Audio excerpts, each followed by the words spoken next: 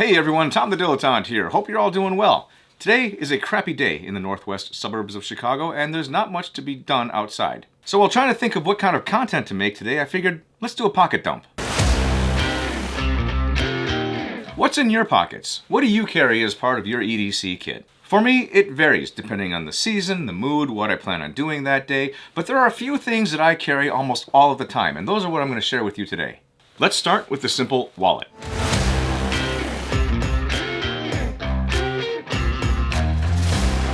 I carry this Travando men's slim wallet that I picked up in the middle of last year from Amazon. It was relatively inexpensive, and it's not quite as cool as some of those other hard-cased EDC wallets that you see all over YouTube, but I've come to really like this one. Prior to this, I would carry the standard bifold or trifold wallets, shove a lot of crap in there, and the thing would get pretty bulky. This thing only has pockets for various cards and a money clip for cash. The construction on this thing is pretty solid. I haven't had any problems with stitches popping out or pockets getting loose. The money clip has stayed nice and solid ever since I've owned it. The crease in the middle where it's constantly folding and unfolding hasn't shown any terrible wear or tear. And overall, it's just been a pretty reliable wallet. In the outer pocket, I keep the card that I use most often, my Amazon Rewards card, because let's face it, if I'm going to spend money, I might as well get some Amazon points for it. Inside are my license, concealed carry permit, various other credit and debit cards, and in the money clip, I carry some cash. Carrying cash seems to be going out of style these days, and so call me old school, but I just like to have some cash on hand just in case. I'll also pack my HSA and Costco membership card, and that pretty much wraps up what I carry in my wallet.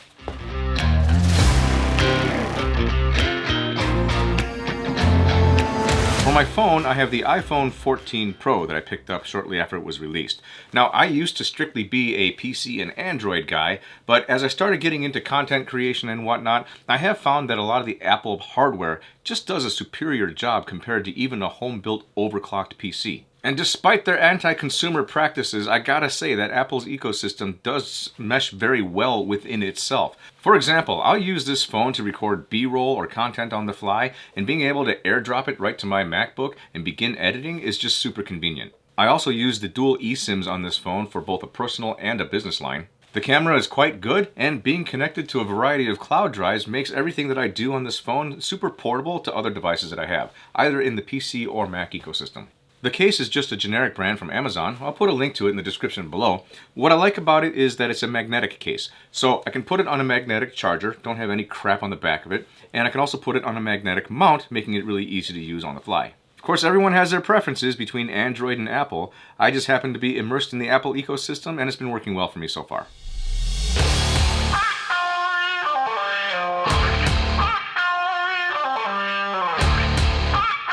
Next is my black Grafton mini twist pen that I carry with me everywhere I go. It's gotten a little wear to it, but it works quite well. It's got a refillable ink cartridge, and what I like about having a twist as opposed to a clicky pen is that I don't have to worry about accidentally hitting the clicker in my pocket and then having ink bleed all over the place. It's got a nice metal casing, so it's quite durable. Heck, it might even make for a good weapon of opportunity in a pinch. It has a nice sturdy clip to stay in the pocket, and it writes well. What more do you want out of a pen? It's good to have.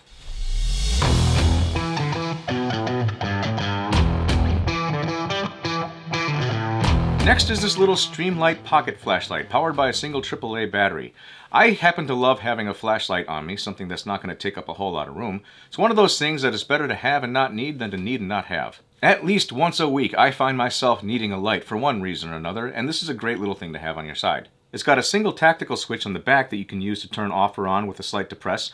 You can click it on to stay on, and you can double click it to give you a strobe.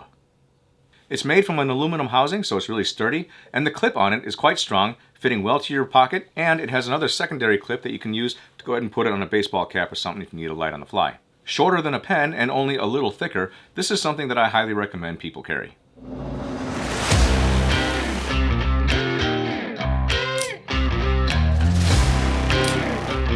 Next on the list is a pocket knife. I've carried a pocket knife for as long as I can remember.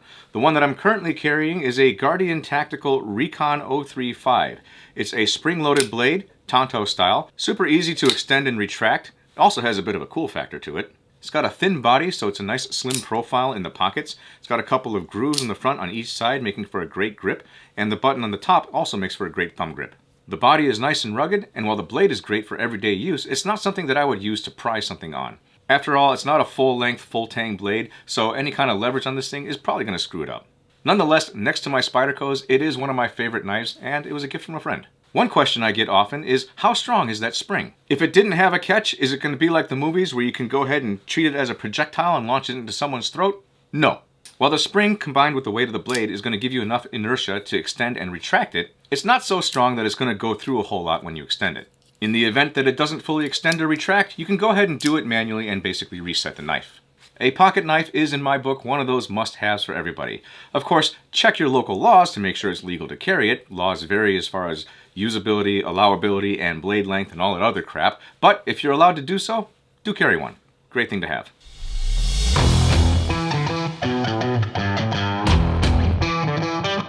Finally, in my pockets, every day you will find a set of keys. Usually I'm carrying around my Subaru keys for my 2019 Crosstrek. Yes, I still have a key, I don't have the push button start. So I have the main key as well as a fob for remote start thanks to my wife as a Christmas gift, and this little purple guy is for my gym membership. Lets me in and out of the Anytime Fitness down the road. Now personally, I hate carrying keys. If you can embed a microchip in my wrist or hell, make it part of my watch, I'd be more than happy to just scan that thing to get in and out of places. I mean, the James Webb Space Telescope is allegedly able to read the body heat of a bumblebee on the moon. We're flying drones on Mars, and yet we're still using crooked metal sticks to open things. Come on, humanity, do better. But so long as there's a necessity for me to enter and secure things, I will be carrying keys in my pocket for the foreseeable future. Last on my everyday carry list is my watch. I happen to be using an iWatch at the moment, again, mostly for the convenience as part of the Apple ecosystem that I found myself stuck within. And despite having to make sure it stays charged, it's actually quite a convenient little device. I personally choose not to have a whole lot of notifications on this thing because it's bad enough that the phone's beeping and dinging all the time. I don't need that thing buzzing my wrist. But it is handy to keep track of things like steps, calendar, quick text messages, maybe read an email or two, and whatnot. Aside from telling time, I use this mostly as a remote for controlling music when I'm listening to something through the earpods, and as a remote for the camera. This is one of those things that I didn't know it can do until after I had it, and that's to be able to serve as a remote to my iPhone. It's quite handy when I'm shooting with the phone on the fly. I can go ahead and put the phone up, frame up my shot through the watch, record, stop, and you're good to go. So these are the things that you can find in my pockets on almost any given day in one configuration or another. If you'd like to learn more about anything that I've shared with you today, you can find links to them in the description below. How about you? What are your must-have items that you carry with on a daily basis? Leave them in the comments below. I'd love to hear about it. I hope you enjoyed this one. Until the next time, this is Tom the Dilettante saying keep on tinkering and keep on learning. Have a good one.